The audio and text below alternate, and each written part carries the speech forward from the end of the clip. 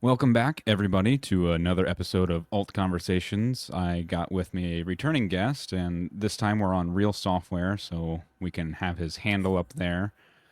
Today, we are going to be discussing real life organization, activism, and the sorts of things that we can be doing in our real life to counteract some of the problems that we are seeing developing in the world. We're going to see how we can direct the energies of our movement because we have a lot of energy. We have a lot of things and a lot of people who are very passionate about things, but we have nothing, it seems, to really be working for or towards. So that'll be the primary topic of conversation today. Winter Psalmist, do you have anything that you want to say right off the bat here as we get started? No, just in full agreement. Happy to be back on the program again, and I'm really looking forward to the conversation. I think it's going to be worthwhile. Great. Yeah, well, we're definitely happy to have you back. You had a pretty good episode with 1989 theology. That was pretty entertaining to watch.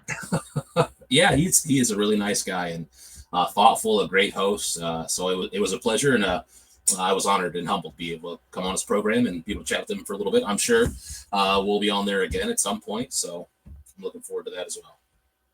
Yeah, he's a good guy. I think you guys had a good energy going too. I think some of the lighthearted, jokes and stuff going back and forth. That's definitely a necessary and very needed, considering what we're up against as we start to talk here about organizing.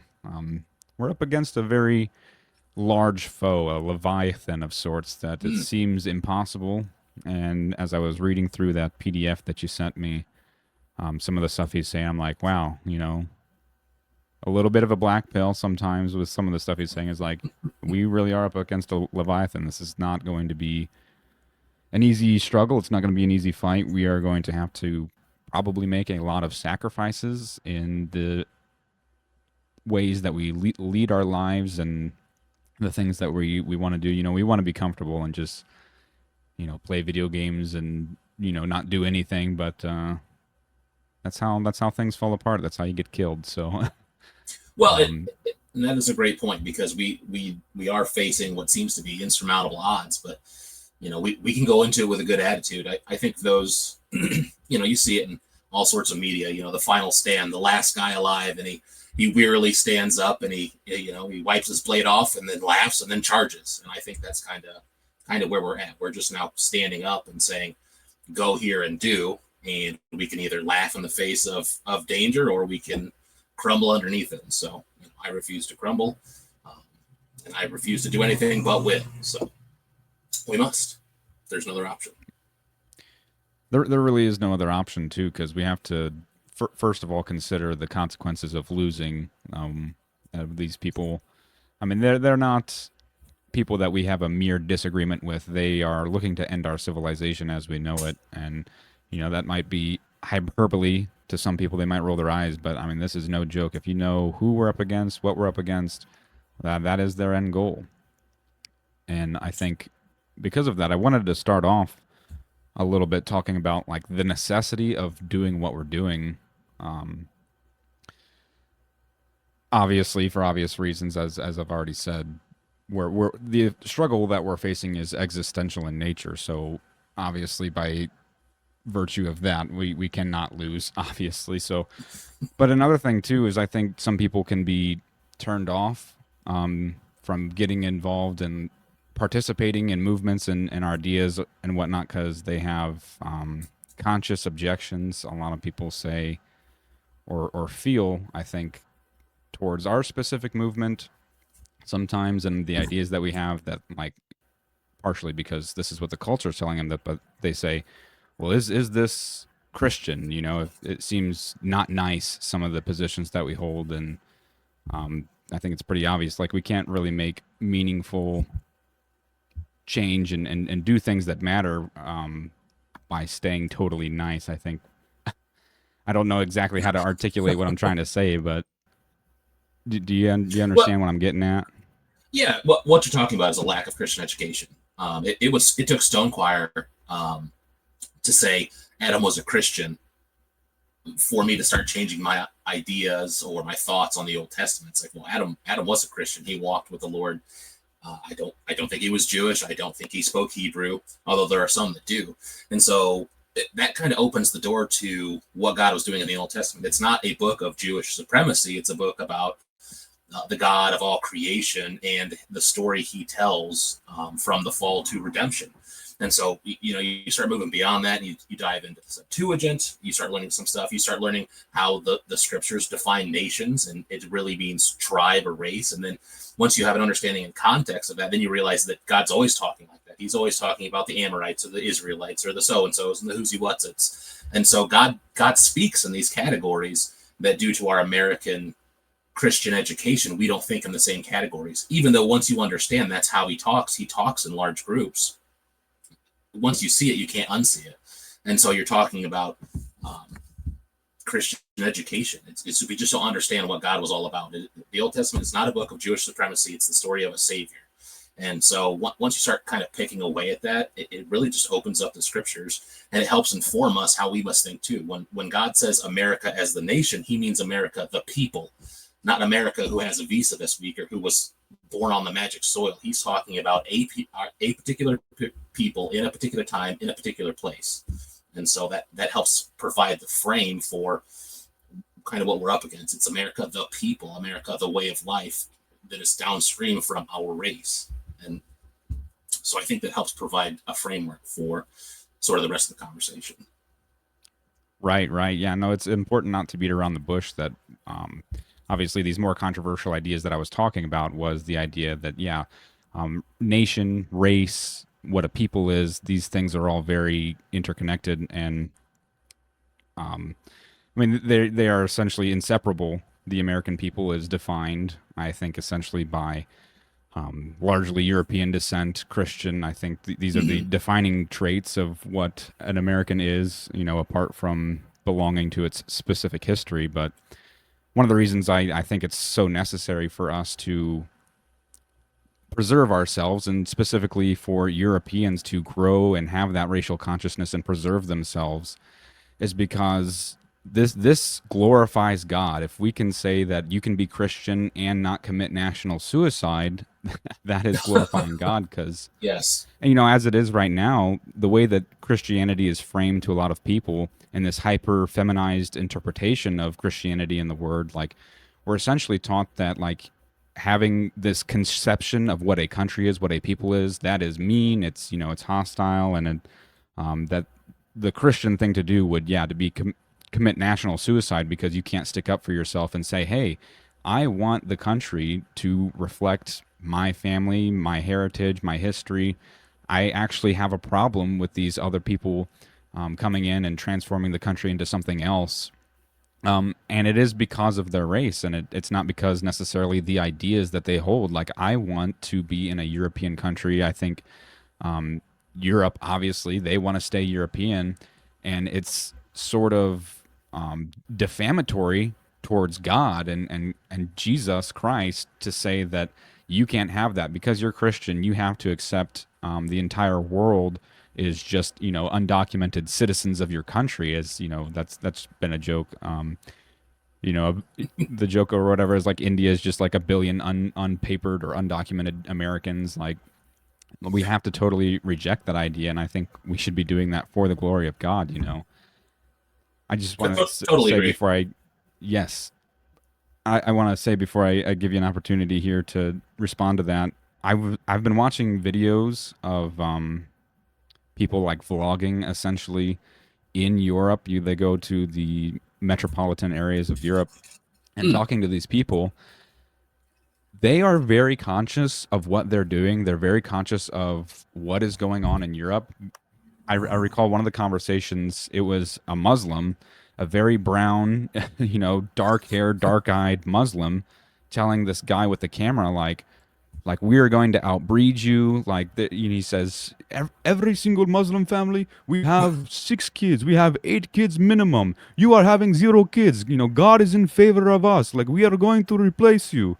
And he was just very explicit. Like, he's like, I am taking over your country, and we're going to do it because we're going to have more kids than you, and your children are going to bow down to Allah and worship and participate in Sharia law. So as Christians, we have to mobilize that, and whatever means is necessary and rational to counteract that. This is something that is justifiably opposed by violence, because this not only are people, being, conquered and, whatever in this way, they are defaming the name of God. They are, taking the name of Jesus Christ and dragging it through the mud by saying, like, it is because of your beliefs, it is because you are a Christian that, like, you have to accept us invading your country. Yeah, they equate Christianity with weakness, and I believe that's something we talked about a couple weeks ago. This is how America is supposedly a Christian nation, but we let foreigners come in, we let essentially the whole world walk all over us, and so if that's reflective of Christianity, no wonder they are emboldened and saying we're going to just do whatever we want. And Europe is, I don't know how those fathers over there let their daughters get raped endlessly. Can you say grape? Do I need to say graped? I'm not a professional, so I let don't their know.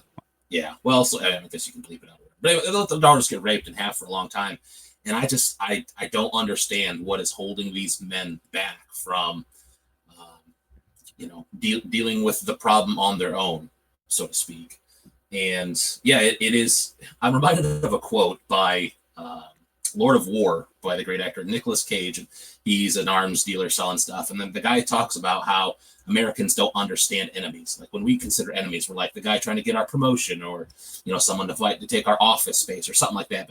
But what we're up against is people that literally want to see us dead, that literally laugh when our children die.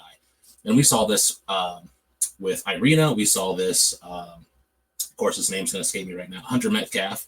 That poor kid was stabbed to death, and we got to see exactly how black people in mass feel about a black guy unprovoked killing a white kid, and they reveled in it. It was great to them. And so you are dealing with a people that, if you're dying in a ditch, would happily leave you right after they took your wallet. And so yeah, we want to joke and have a good time, and I think that's part of why we're going to win, is because we're facing these odds with positivity. But these people want to see us dead. They want to see us dead, and you got to really let that sink in and really let that affect you, because that's the seriousness. I would much prefer, like you said, playing video games, or pursuing my career, or doing anything but trying to work towards the survival of my people. But the reality is that if I don't, we are all going to die.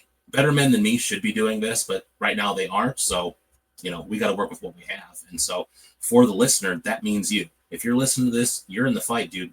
Let's start acting like it.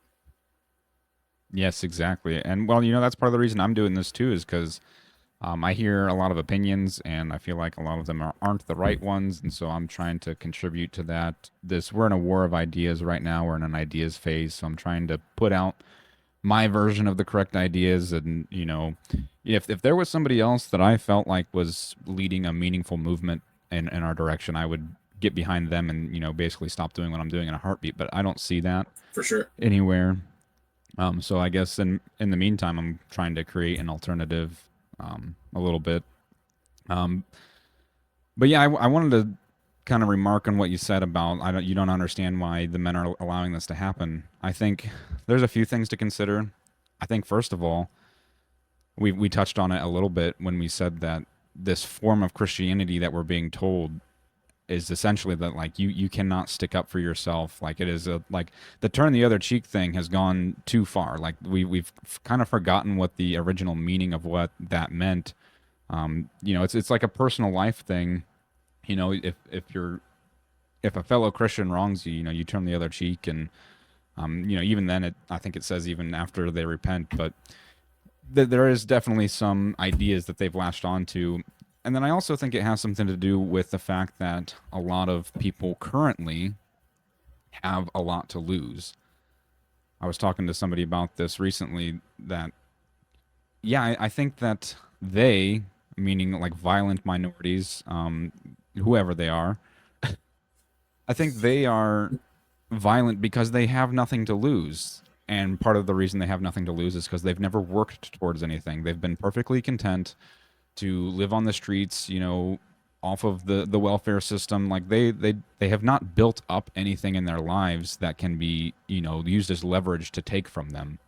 And I think that's the case for a good amount of like the Muslims in Europe is like they're over there, and a lot of them are getting the socialized welfare. They're being propped up. The governments are literally paying them to stay and take over the country, which I think is crazy. Wild. And so I think when a white man or a European person is confronted with dealing with that in a real way, I think part of them goes like, there's a few things their mind runs through is like, is this wrong for me to enact vengeance or to do what is necessary or whatever? And then they go like, even if they could morally justify it to themselves, they go, but the state is going to take away my rights. They're going to throw me in jail. What's going to happen to my children after I'm in jail? Like they have a lot to worry about, whereas a lot of the migrants or these foreigners who shouldn't be there in the first place, I think they just go, what's the worst that can happen to me?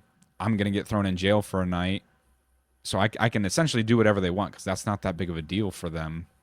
I think that's a good portion of why they're in the situation that they're in, and we are as well to some extent, very similarly.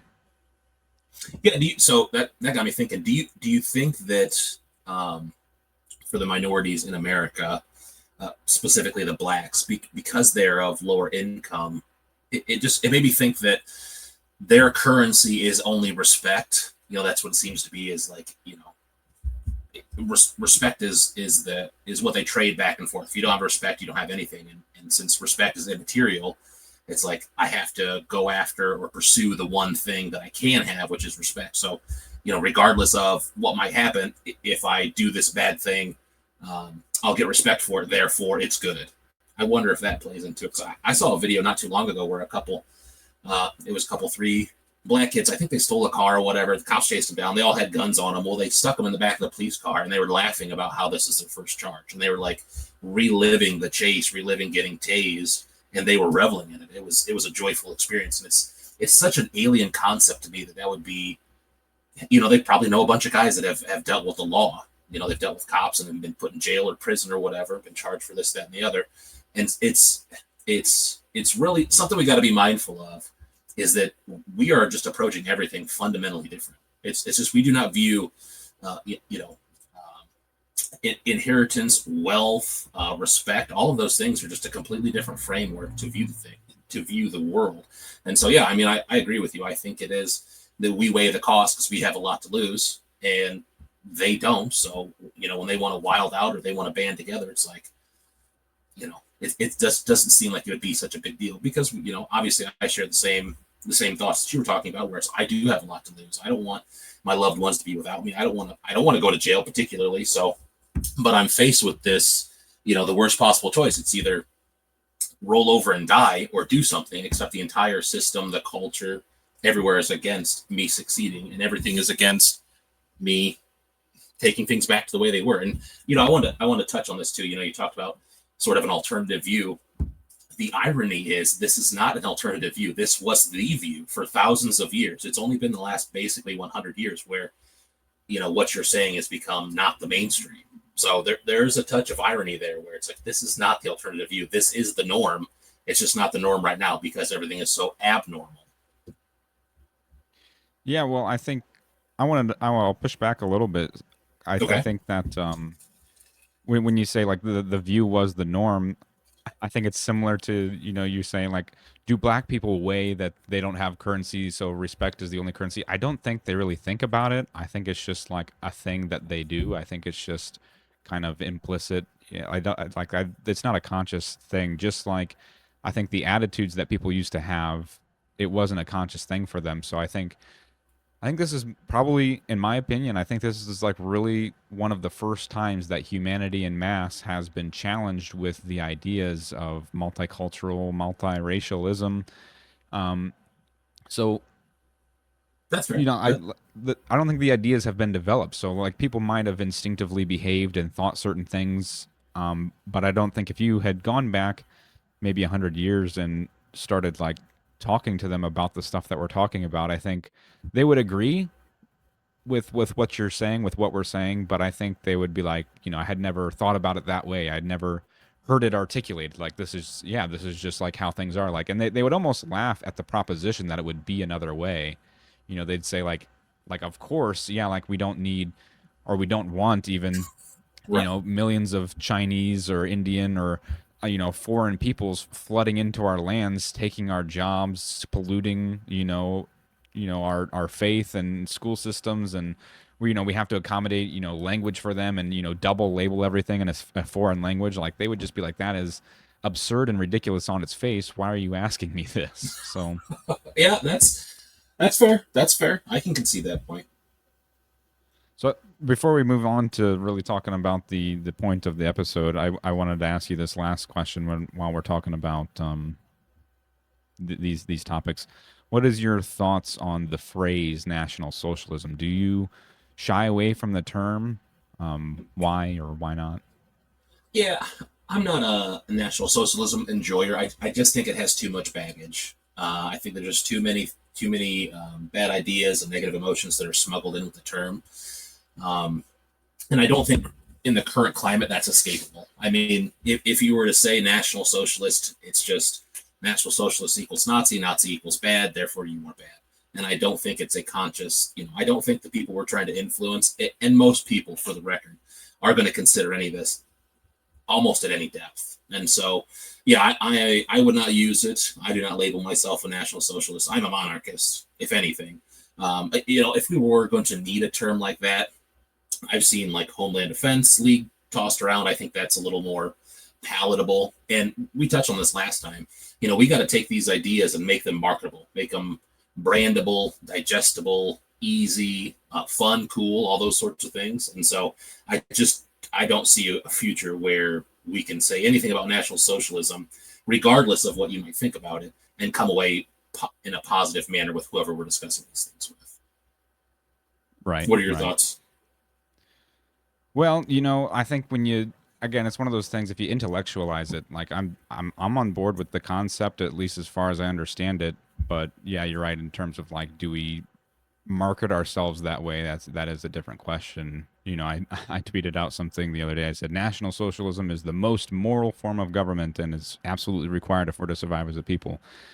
And I think based off my understanding, I do feel that way because like when you're talking about National Socialism, this is I feel I understand socialism to be that essentially the duty of a people is kind of spread amongst everyone, and like in terms of like we should be placing the interests of our people above our own interests. And so by recording this Sure. podcast, I feel like we are doing National Socialist things. Like we could be out sitting outside sipping some tea and just enjoying the weather or whatever, but here we are recording this episode. um, a lot of times when you're in conversations with people, it would be maybe in your better interest for reputation preservation or just not being uncomfortable, you keep your mouth shut and don't say anything about what you believe. But that act of saying something, I believe, is National Socialism, because you're putting essentially the interests of your nation above your own interests. And I think that's kind of one way to see it. Maybe not the full fledged structure of National Socialism, like in terms of like all the specific policies, but I believe that's what socialism is. You talk about socialized healthcare. That what that is essentially through insurance or whatever. You're paying for unhealthy people, even though you're a healthy person. You're kind of socializing the consequences of the medical industry and like wealth redistribution. That's a form of socialism. Not that I'm for that, obviously, but Sure. the term socialism, I believe, is essentially distributing the consequences of problems among people, or at least forcing people, or maybe not forcing, but having people put the interests of others above themselves, I believe is like what encompasses the idea of socialism. So when you're talking about National Socialism, I believe really, obviously, yeah, I agree with you. It has a lot of baggage with it, but really what we mean when we say that is that like the interests of people overall come before the interests of an individual. And that doesn't necessarily mean that their rights get violated, but what it means is like, I don't care how much money you want to make, you can't do something that hurts the nation. if we have an American citizen, let's say for example, owning a business and they're directly, benefiting China in some way at the expense of the American people, like I think as the government we just say like, yeah, you can't do that, and that is National Socialism. That would be a form of it, but Well, I totally agree about the optics of it. yeah, the optics of it are just bad. I think we should just drop it. I mean, there might be a time for it in the future, and I think history will look back and see it a little bit different. But there's an interesting tension there between what you said. So I am moving away from capitalism. I'm not a big capitalist anymore, but I used to argue that if a guy makes $1 billion in capitalism, that's cool. He earned it, and I think with that there's some tension with what you said because for a national program, national socialist, whatever you call it, I don't know that you can create billionaires in a system that doesn't harm the nation at its core.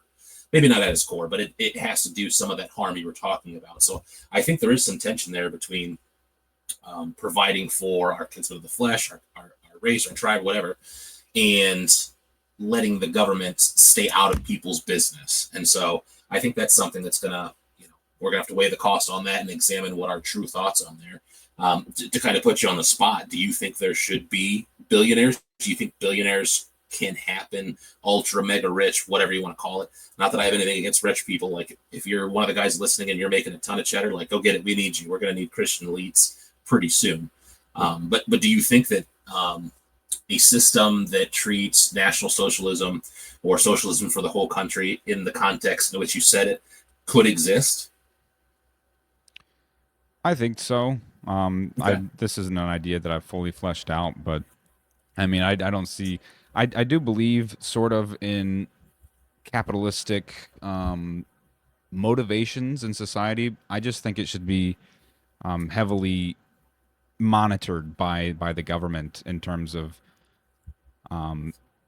yeah, if the government perceives that there is some harm that is being done to the nation as a whole as a result of certain business practices, then you go in and shut it down, whether it's safety conditions for the workers, whether it's, environmental concerns like they're dumping chemicals into the river, or For whatever sure. it is. Um, I guess I don't. I think and you also have to say that like at a certain point, I think the billions of dollars, like there's like a limit to how much you're like really enjoying it, and then it transforms more, or it transforms less into like enjoying the money and more into using the money as power to do things. So I definitely do think that in order to encourage innovation and encourage the development of the economy overall, people I think deserve to be highly motivated to achieve great things monetarily. So, Sure. do I draw the line at billionaires? I don't understand logistically how that would work to say like, oh, you can't make more than this, or how do you measure a person's wealth, especially in in a changing environment and changing economy? How do you measure and set a cap on it? I don't necessarily think that that would be the way to go.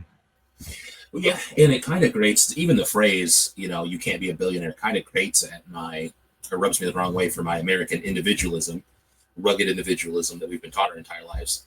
The irony there, of course, is that we've been overtaught that we should be individuals, where now we're realizing that we must, there needs to be some communalism. We need to work together, band together, see ourselves as a member of a group and a tribe and a race and a nation. So it's just interesting. We live in such interesting times, man, where all of our foundational principles are being shaken at the core. We're kind of relearning or rediscovering, Christianity, the truth thereof, and not this feminized, gay Christianity we all grew up on. So, in light of everything that's horrible, it's just such a cool time to be alive because we are living through the change. Like the stuff we're talking about, who knows, man? This podcast might be a footnote in the history books where it's just like, oh, this led to this guy, and this guy listened to this, and he did these things. It's just like, we are putting our money where our mouth is and trying to affect real change that's going to be in the history books. I mean, I think we're going to win. And so there's going to be a section that talks about all these grassroots organizations and conversations that sprung up, and this led to that. And then it led to, the national conversation, and eventually led to change, and it led to America being prosperous and safe and free and upright and moral and good. And I'm pumped. Yeah, that's definitely a positive way to look at it. But do you want to move into the purpose of the episode now, finally. Yeah, yeah. I'm with you, man. Let's go. All right, so I think really what I wanted to focus on um, was the real ways and the real things that people can be doing. I wanted to talk about the email that you sent and the PDF as well, and then I also want to make sure I can fit into this episode that idea that I was talking to you about outside of the podcast. Yeah. Um, so first of all, I think that people need to be really consciously evaluating their lives and seeing what are all the areas that they can really be changing about their behaviors to further, the cause or whatever. We have to be considering, how are you raising your children? Where do you live? Um, I think that we need to be engaging a little bit more personally with our ideas in terms of finding like-minded people, networking, finding people who agree with you, and building relationship with them so that when opportunities come up in the local area, that they are making you aware with them, you're working with them, because obviously I don't believe that we can be lone wolves, each of us, and be doing these things on our own. So we have to build up those bonds and make sure that that we really agree fundamentally with the core of what we're doing with the people that we're working with. Thoughts on that? Yeah. Well, so I think it's good to define terms. So when you say the movement, what do you mean by the movement? I mean, generally, I've said before, and part of the reason I've told you this in person at least, that when we're talking about National Socialism or fascism or forms of government, it's like I might not have the best take on that. I might not know precisely, capitalism, not capitalism. Where do you draw lines on specifics? Like, I might not be the most educated and have thought those things through on the deep level, but I have these fundamental convictions that like I sort of view my political lens through, and that is essentially preservation of American identity, European identity, and essentially preservation of white people's way of life. Um, it's obviously being threatened by all this immigration and this acceptance of multiculturalism. So I think the movement is generally whatever stops that, whatever reverses this enamoration people have with multiculturalism and having all of these immigrants pouring in, whatever opposes that, whatever the government looks like that does that, whatever the movement looks like that does that. I am for the opposition to the transformation of the identity of our country into this melting pot. Right.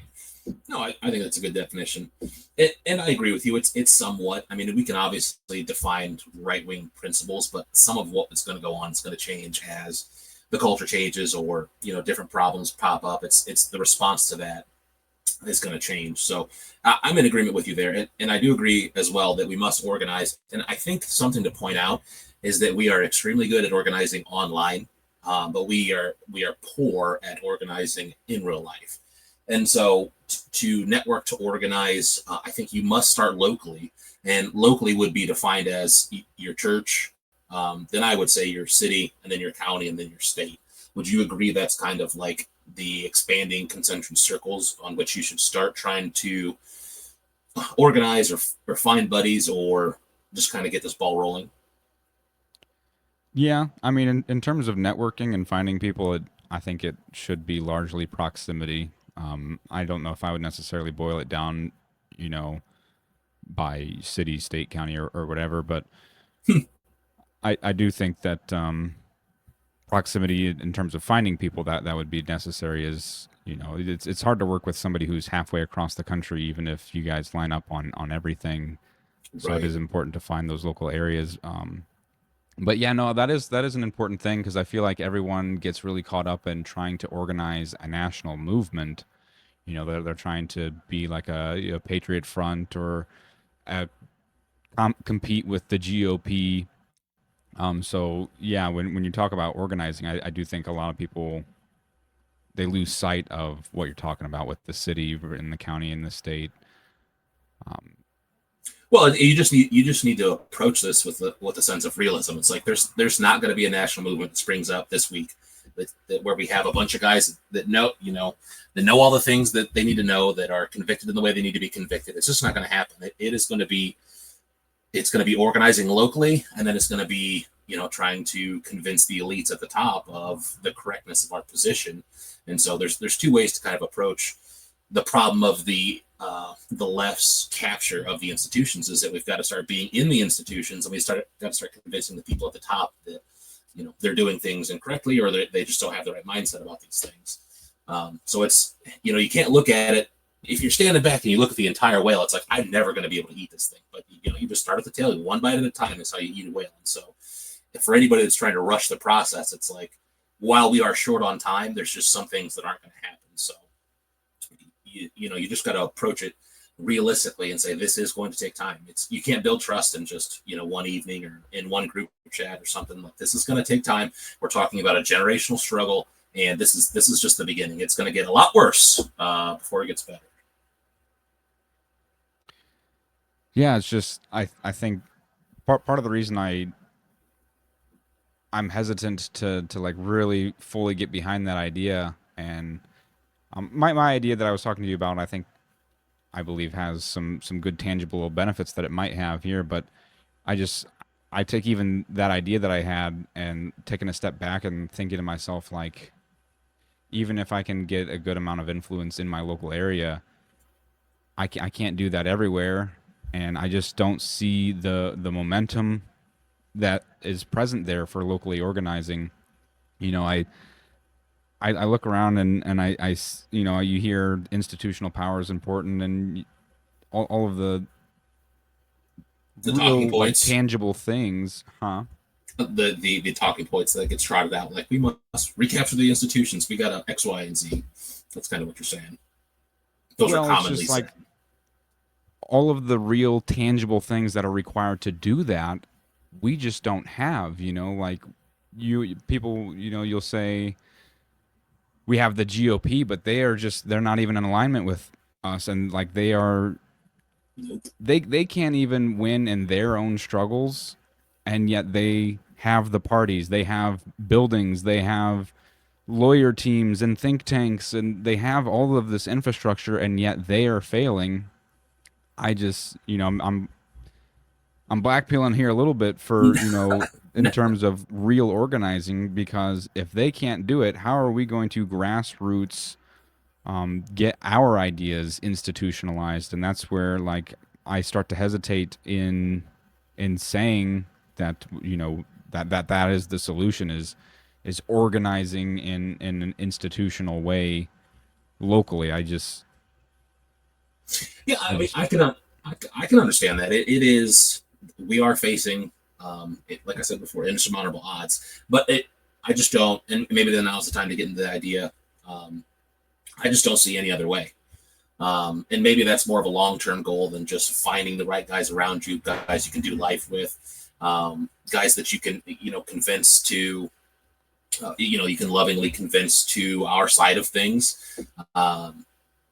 I think that it's good to want to capture the institutions, but I do agree with you somewhat. It is just, it's a long shot right now because we don't have the buildings or the money or the elites, or at this point even really a plan. We barely have a couple talking points, but that's kind of the reason we did this, is to sort of tease out and sort of discuss, like, what are concrete first steps we can take to get the ball rolling.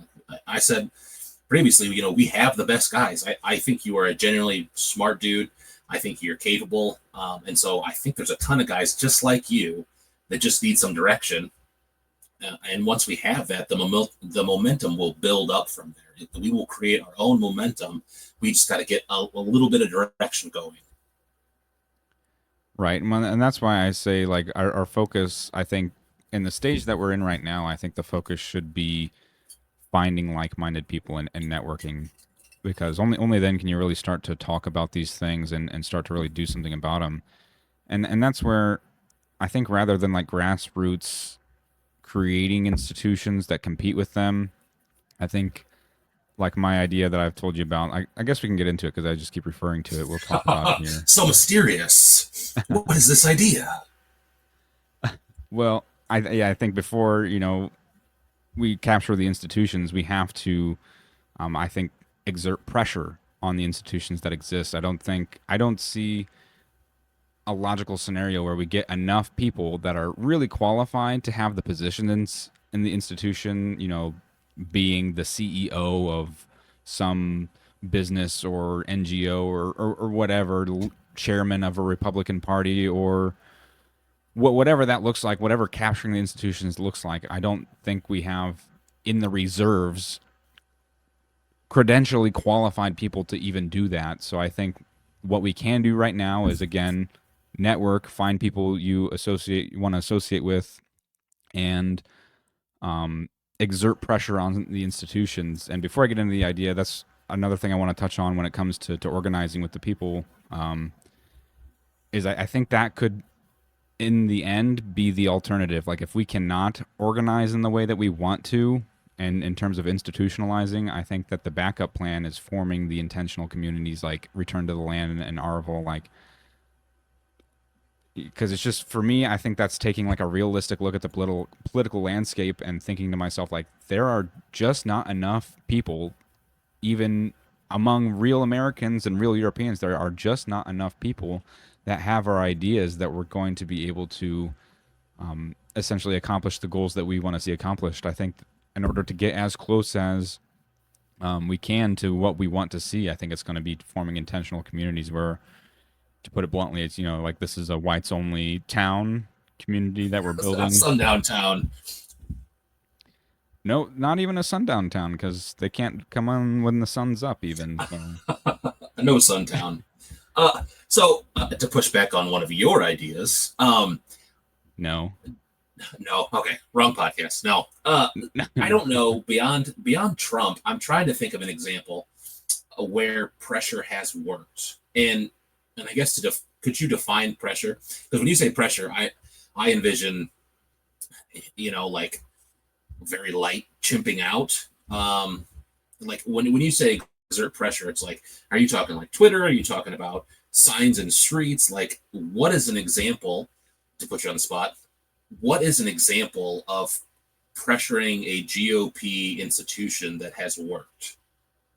Like, what's a successful pressuring campaign outside of Trump?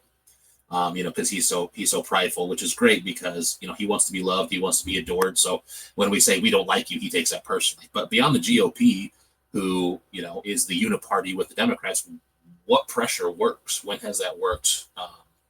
The recent or soon to be recent past, like when has that actually provided change?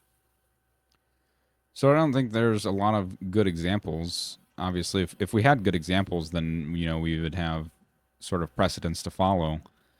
But I think the one example that does come to mind is Nick Fuentes and Joe Kent. Again, because my political knowledge may not be expansive enough to know a bunch of examples where that may have worked, but I think it's worked for the left a lot. Granted, they do have a lot of institutional power. But just to touch on the Nick Fuentes thing, like I do believe that his little campaign against Joe Kent did have a lot to do with why he ended up not getting elected. So I think that Sure. what exerting pressure looks like for me, and this idea that I told you about, essentially the idea for everyone, now that I can stop just vaguely alluding to it, the idea that I've had Nice. is starting a nonprofit, or maybe not a nonprofit, just a company that essentially runs attack ads in the forms of local television ads or billboards or, I mean, really whatever it looks like to get the word out there, and essentially attacking Republicans for not being right wing or conservative enough. Essentially, the platform would, that I would be building would say that, like, we are looking to conserve American identity. And you look at these Republicans and all they talk about, the only thing that they can really discuss is fiscal conservatism.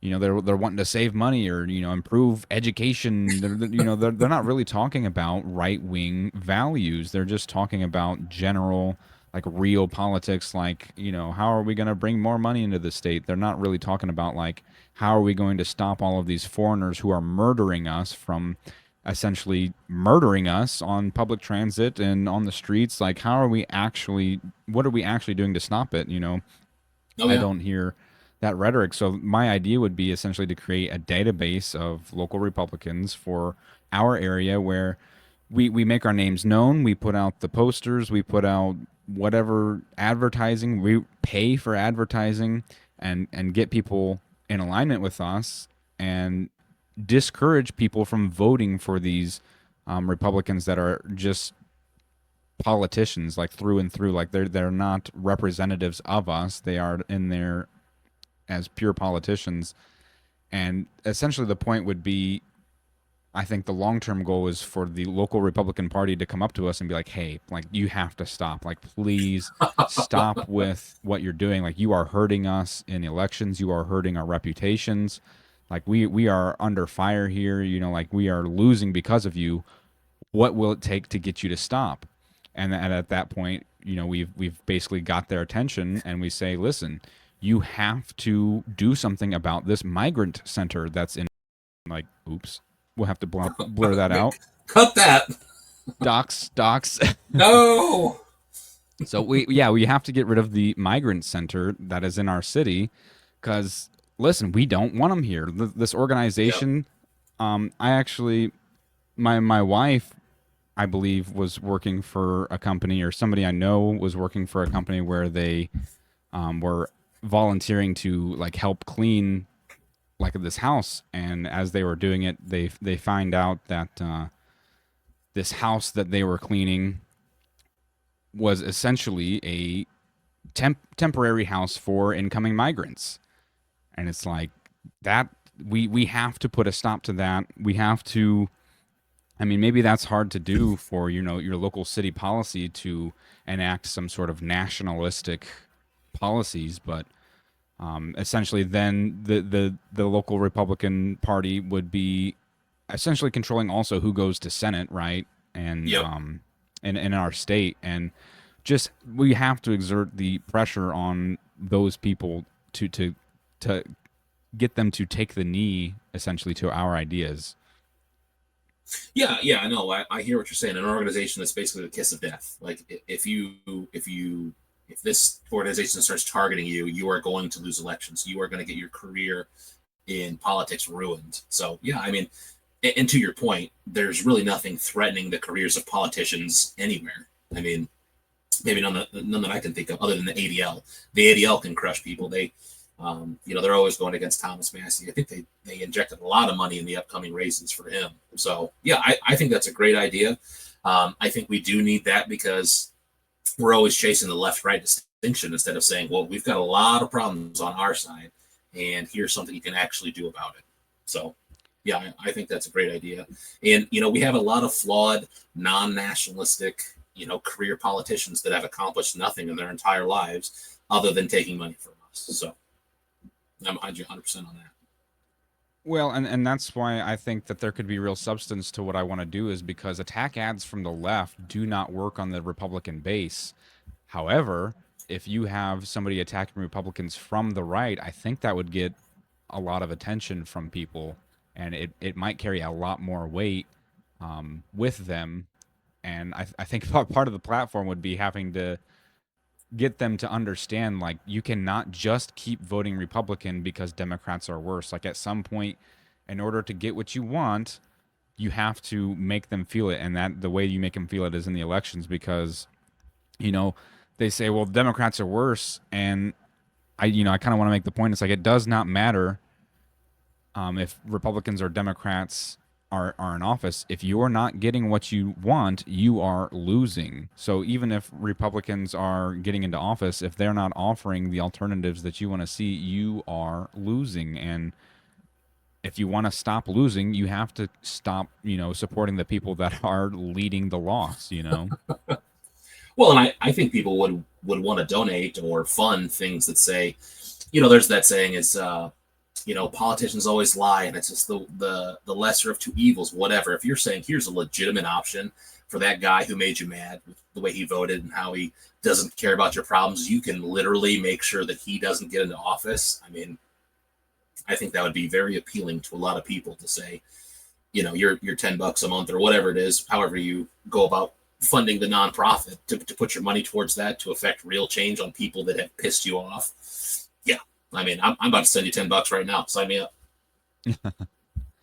Yeah, and I think maybe in the short term, what it looks like is Democrats win an election or two that they wouldn't have otherwise. That's a sacrifice I'm willing to make.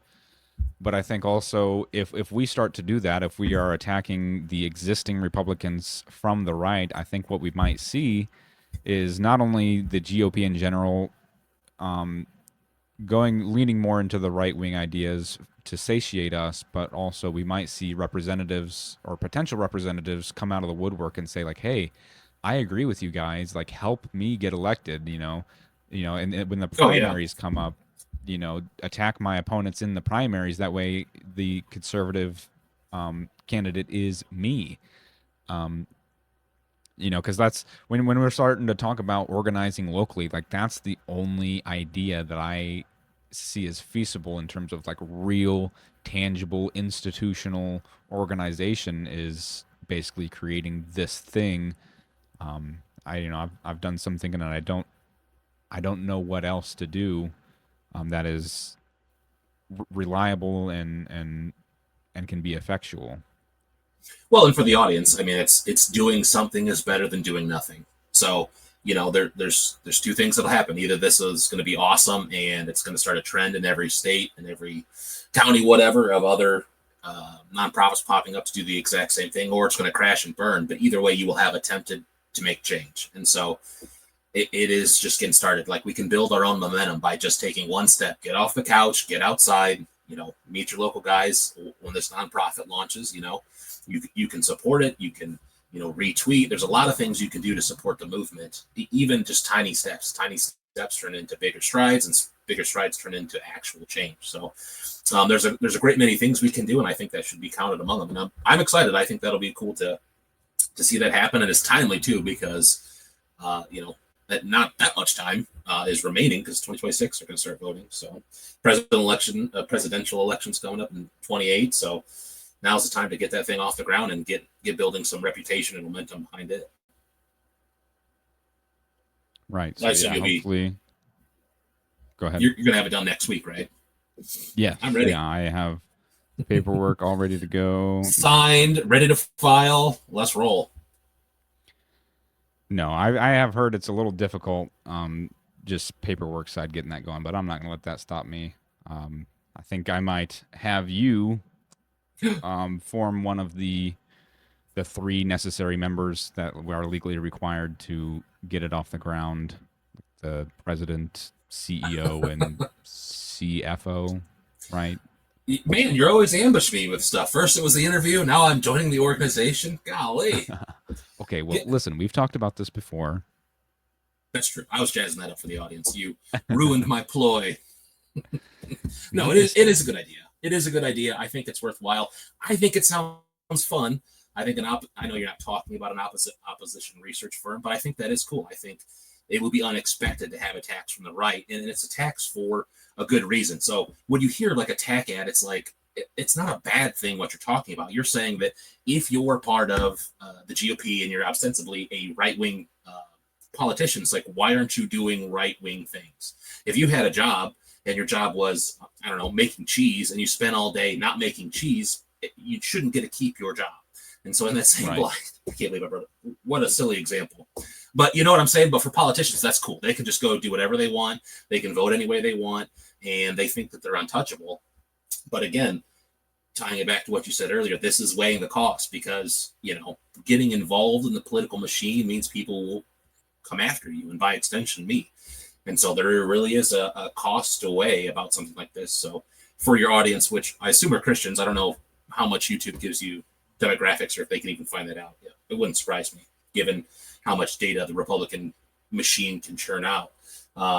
Start praying for that because we would definitely need it because we would be under the attacks of the enemy. They'd be politically motivated to destroy our lives, our livelihood, take things away from us, hurt us, just for wanting to say, for the love of our country, for the love of our kinsmen, we must act. So the slings and arrows are coming.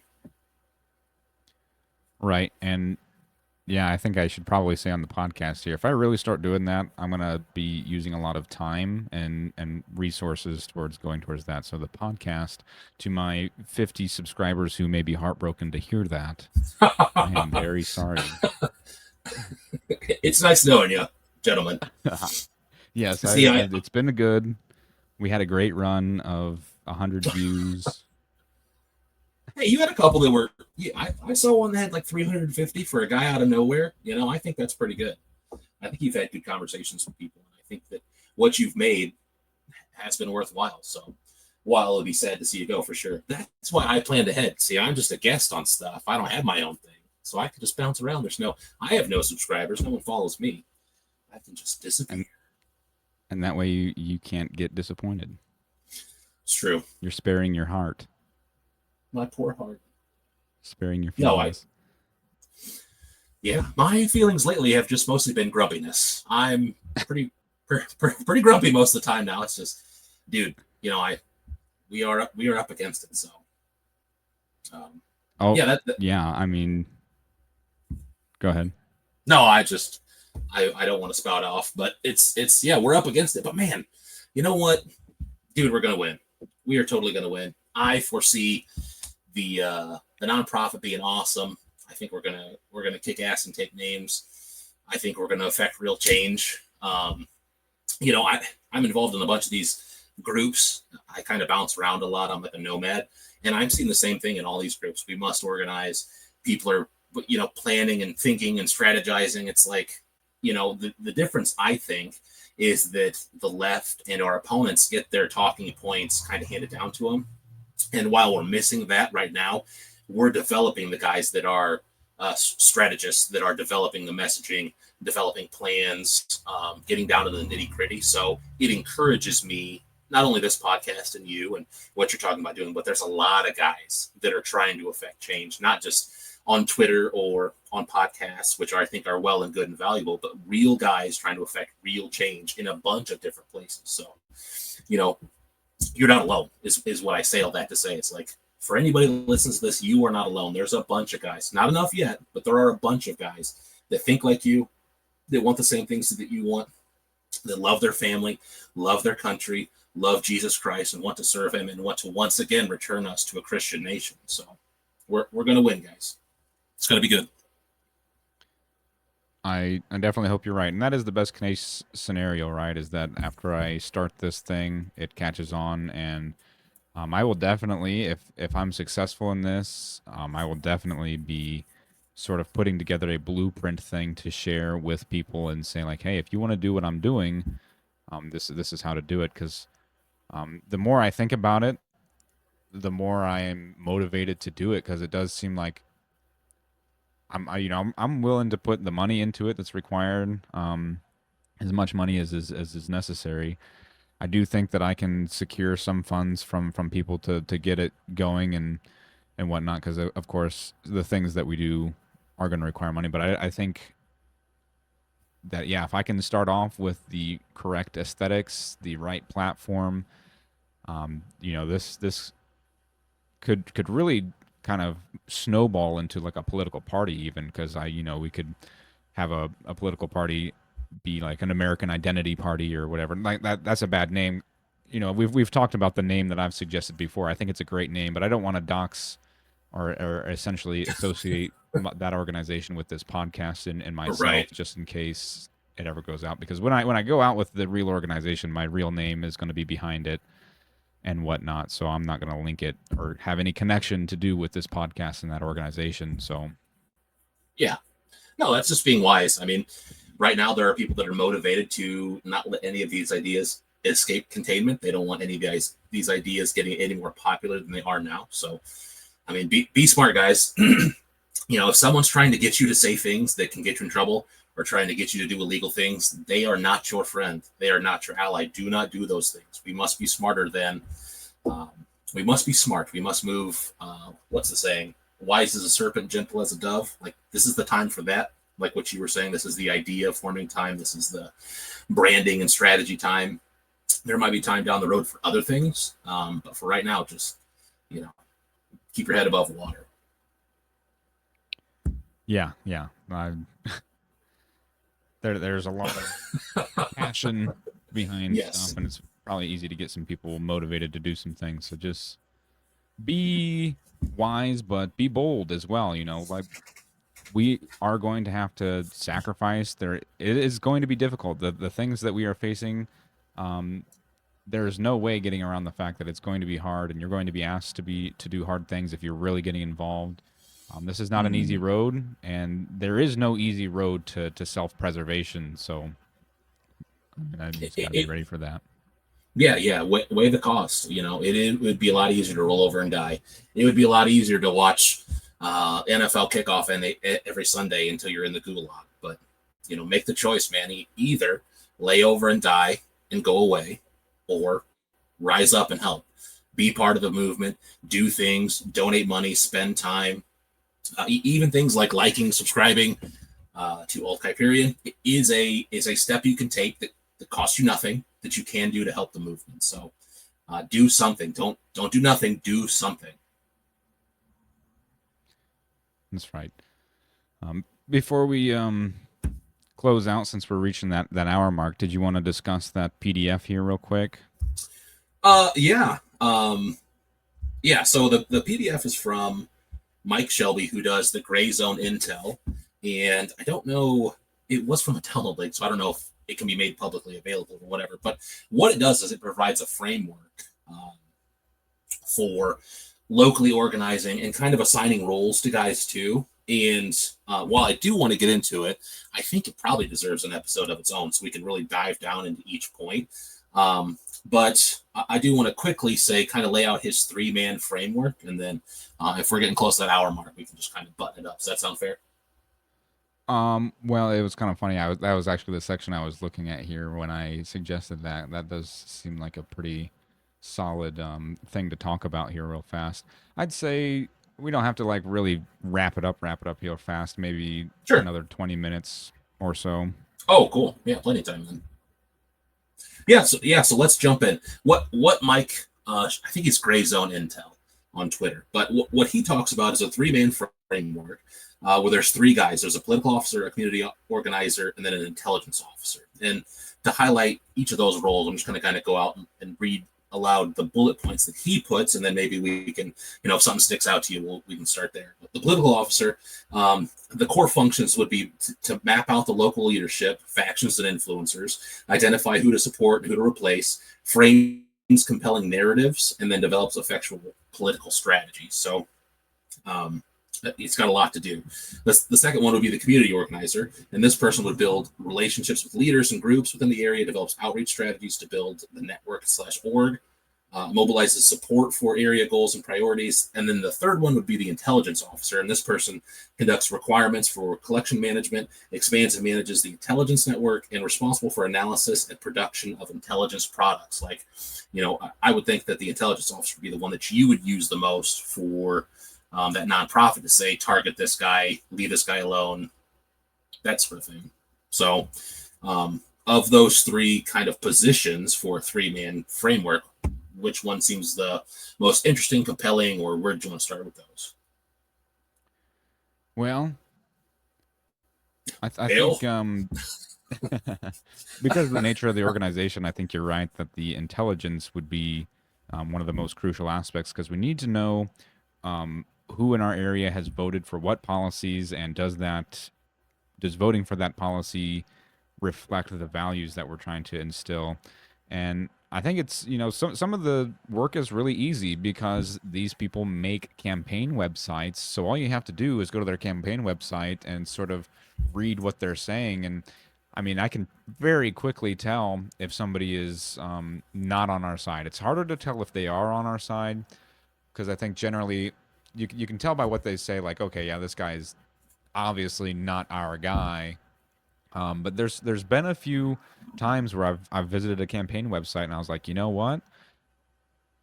I like everything the guy is saying. However, he's not saying some things, and possibly that might be because he agrees with us on that way, and it's just not conducive in the environment that we're in to place that on his campaign website. That he's trying to conserve the ethnic identity of America.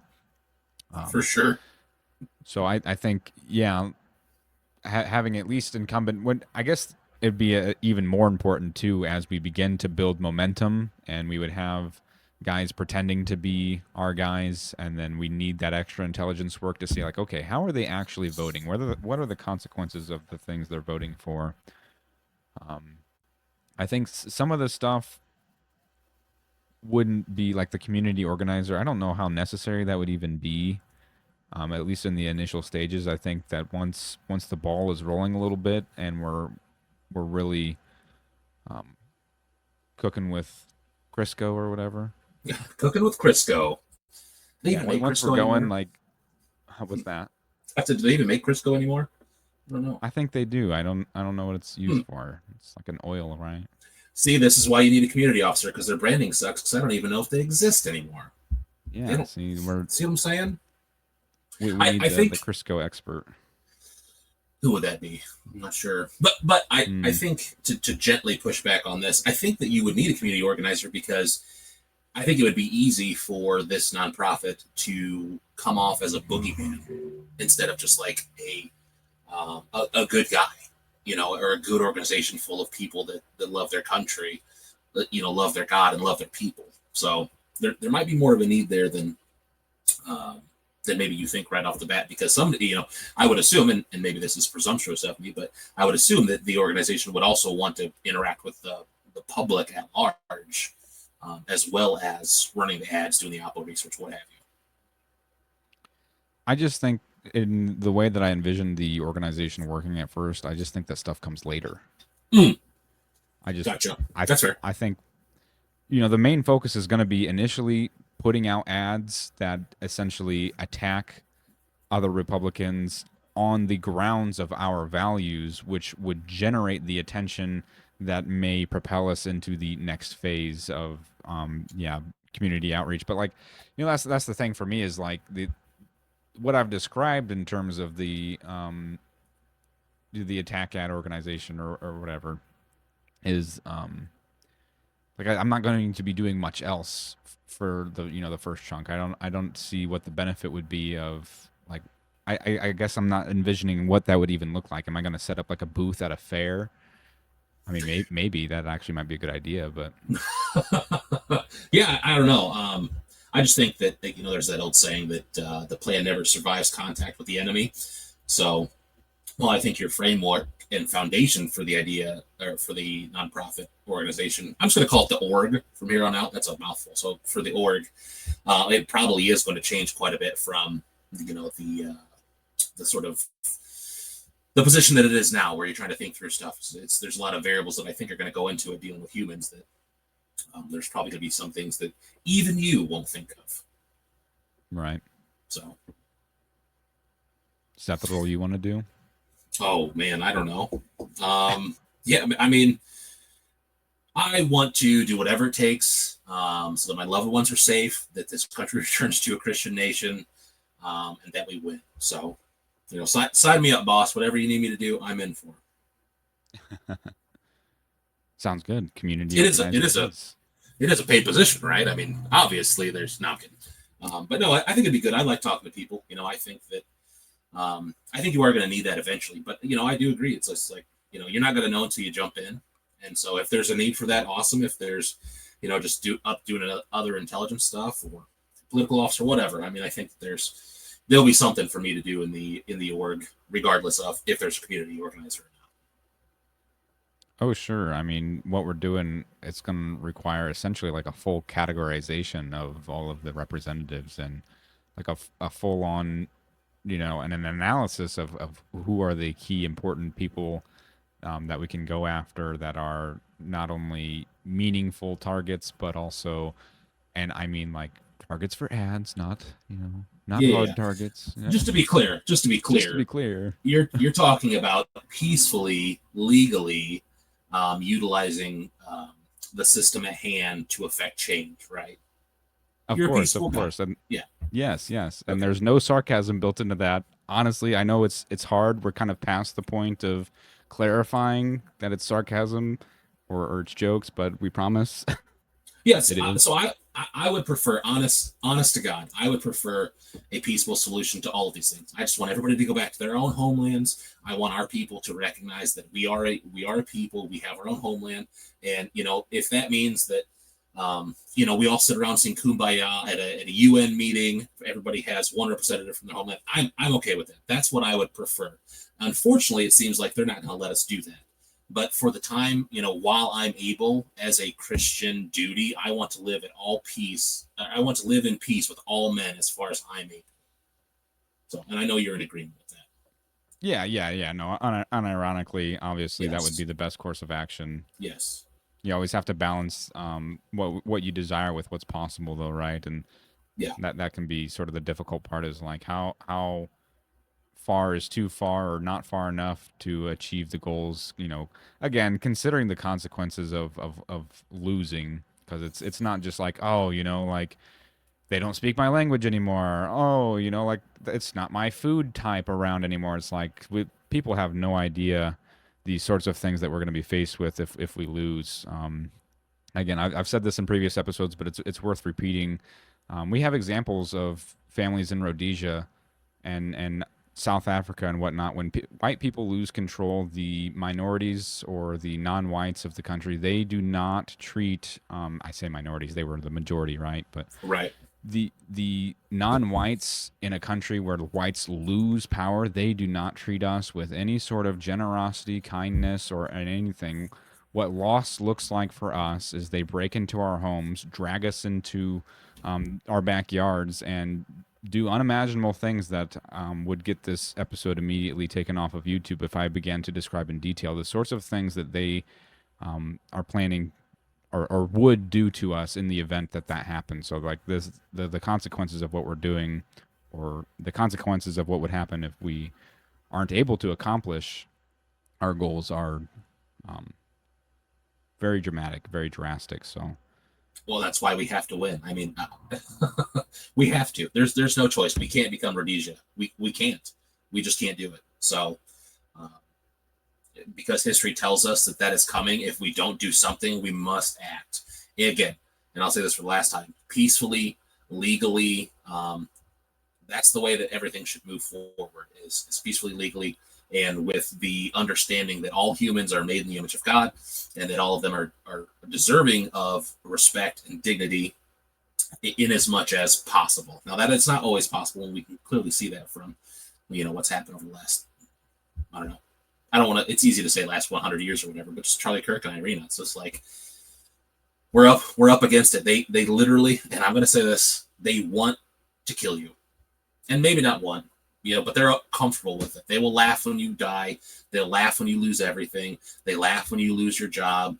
They'll laugh when everything you've built up or your forefathers built up is lost. They will laugh. They will celebrate it. They will dance in the streets. And so you have real, true enemies that exist on our soil, in our neighborhoods, in our cities. And so while we should approach this with a jolly spirit, it is serious. And you do have real and true enemies that would be happy if all white people died out. So treat it as such. that's right. Well, So, did you have any other points to make on the document here? yeah, what were your thoughts on the political officer? That seems to be kind of the function of the org. Maps out local leadership, factions, influencers, identifies who to target. That seems to be kind of what what I would like to see, now that we're kind of just spitballing some ideas. I would really love to see a voting guide. I don't think that there's one that's produced locally for us or anywhere that's just like, I would love to see a picture of the dude and don't vote for him for these 3 reasons. Just a simple, very quick, very easy, something that's easy to email or disseminate that says, vote for this guy, don't vote for this guy. Because, most people are too busy. They don't care. They just want something simple. And so, when you go to the ballot box and there's an unrecognized name, and maybe even something, I don't know if you're allowed to bring stuff in, but boy, it'd be nice to have a handy little cheat sheet that says, click this name, don't click that name.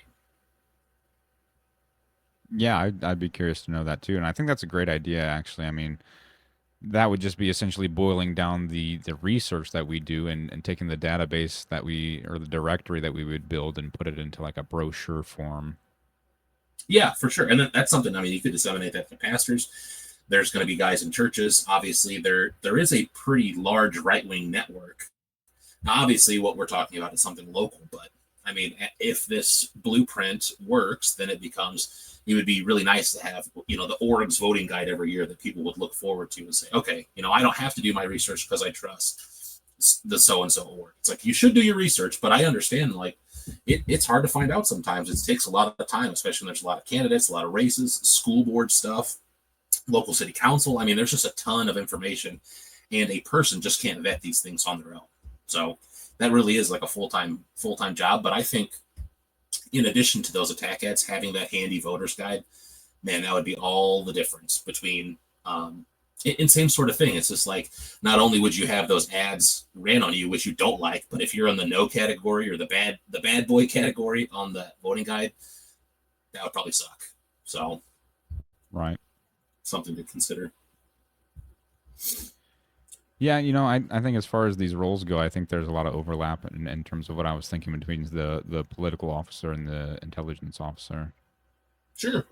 Yeah, and I guess I don't know if there's a way to post this or not, but I wish there was somewhere we could throw it up. I don't want to obviously do something I'm not supposed to, but it is a good read.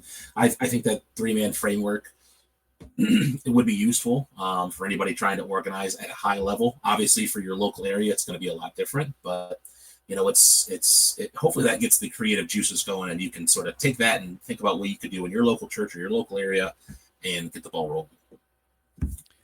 So I think I'm basically just looking at this PDF. I don't see anywhere where it says copy. Never mind. Forward Observer is copyrighted, but I mean, I feel like he would almost welcome the distribution of this PDF as like free advertising. Um, I mean, could you reach out to him and ask? Because like, I mean, it just seems like yeah, I if attended. I I made this attended. PDF, if I But wanted, if I made this PDF, I'd want it like spread far and wide, I guess. I will reach out. That's a good point. I'll reach out and say, is this freely distributable, or is this copyrighted material? Yeah, I It think shouldn't obviously, be. yeah. Well, he lives here too. He seems like maybe not all the way as far right maybe as we are, but he definitely understands like the situation we're in. Obviously, he mentions in the forward or the top part of this, that he talks about other color revolutions, and it's not good for anybody if the country devolves into even more political violence or, God forbid, a civil war, anything like that. So there is some clear motivation, I think, on his part that uh, things not descend into chaos. So I will Right. reach out after this podcast for sure. Well, I think an easy place to put that PDF would be on my Telegram channel. I did make a Telegram channel. I know I didn't even tell you about it yet, but Oh, I um, see how it is. I'm not one of the cool kids. listen, nobody knows about it. I think the only subscriber on there currently is my wife. um, and That's cool. she's been reacting to all of the stuff I've posted on there. I kind of wanted to get some stuff in it first before I started sharing it around, but yeah, go ahead, and if you're listening to this still after about an hour and 20 minutes, go ahead and find that Telegram channel. It's just Alt Kyperian. I think I spelled it the same way as the @ that's down in the lower left corner. Um, Go ahead and follow that. I'll be posting memes and informational stuff. I think most of the stuff that's on there right now is informational. I have some links to some good Zoomer historian videos. I have the Who Controls Your Mind 2023 image and a couple other things. I'm just going to be putting out some of the most important topical things that I care about, at least, is going to be put there. Um, and then yeah, if the PDF is okay to share around, we'll send that out here because it is good. I didn't read everything word for word, but it's got a lot of good points and a lot of good things to consider and think about here. Not everybody is everybody likes to talk about political philosophy a lot, but political activity is not something I think our side is all that well versed in. So this is maybe a good starting point if you're looking for stuff like that. Hopefully the guy's okay. I'm sure he will be. Yeah, I think so. Um, yeah, no, the Telegram channel sounds nice. We need to keep expanding. We need to create cool stuff. Keep making stuff. Yeah, I think that's good. So go and subscribe. You good to wrap it up now? Let's do it, brother. All right, so glad you all could join us again. This is Winter Psalmist. He doesn't want to be followed. Apparently, Ooh, maybe that might change in the future. Hey, nope, you're not advertising your handle, right? nope. I'm not. I don't follow me. Follow alt. Okay, so we hope you enjoyed the podcast. If you did, please like and subscribe on YouTube. Also, look me up on Rumble because um, YouTube is allowing this stuff now. We don't know for how long, so if this gets nuked, you're going to want to follow me on Rumble. Also, X, I'm posting more spicy stuff on there than I am on here. Yes, you are. Listen, I can back up everything I say. Sometimes the justification is it's out of passion, okay? Yeah. I So get a so little let me upset. let me say this. Sometimes I click like and then I go, I don't know about that one, and then I have this moment where I'm like, and I just hit like on most of them anyway that I see. So On yeah, my I'm posts here or for posts this. in general? Your posts. Some of them are a little spicy, even for old Winter Psalmist. I'm like, wow, I like your boldness sometimes. Well, you got to reach out and let me know because, like, no one ever challenges my ideas, so I'm kind of like lost out there in the echo chamber. Yeah, well, I wouldn't challenge. I'm not saying there's even things I necessarily agree with. Some things I just like, do I want to be on another list? Am I not yet on all the lists? Maybe one more wouldn't hurt. So, um, Think I'm on a list? but I will. What's that? I said, do you think I'm on a list? Yeah, yeah, I'd say you're at the top. It's up. Well, if when you start that org, yeah, you're going to be at the top of the list. You can't take a politician's livelihood and have them not fight back tooth and claw. You know, when you say you want me to join the organization, it's like, oh yeah, here, get shot at with me. Join me in the foxhole as we hide from bombs and tanks. Like, well, I mean, I like you and all, but this foxhole is a little. It's not very roomy. You know what I'm saying? There's no snacks. It's hot in here. I don't know. I got to weigh the cost on this one. So Listen, yeah. I'll be much more moderate with the organization than I am on my X account. Hashtag down. Oh yeah, for your ex. Yeah, well, you'd have to be. Holy moly. No, I'm kidding. It'll be good. Yeah, you have to. I think there's a place. There's a place for both, right? There's a place for pushing into the breach and saying things that are just outlandish a little bit, but there's also a time to be, put on our suits, put on our lapel pens, and then we get shaking hands and kissing babies. So there's a place for all of it. So All right. Well, I enjoyed this episode with you. We're gonna have you back on, probably again in the somewhat near future, oh yeah, especially if yeah. I can't have the time to record my other episode.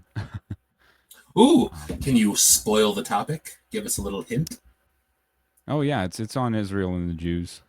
Oh, that's a new topic. I have not heard that before. No, that'd be a good one. I'm curious to hear your thoughts. So it'd be good to listen to. Well, it doesn't feel so controversial anymore given the atmosphere that we're in. But Yeah. okay, so we've been closing out the episode for the All right, last 10 goodbye. minutes. What the heck? Let's This roll. time for real. This time for real. I hope you guys have a great week. I'll see you next time. Don't forget to like and subscribe for more content. Hopefully, it'll keep getting better from here. So, have a good week.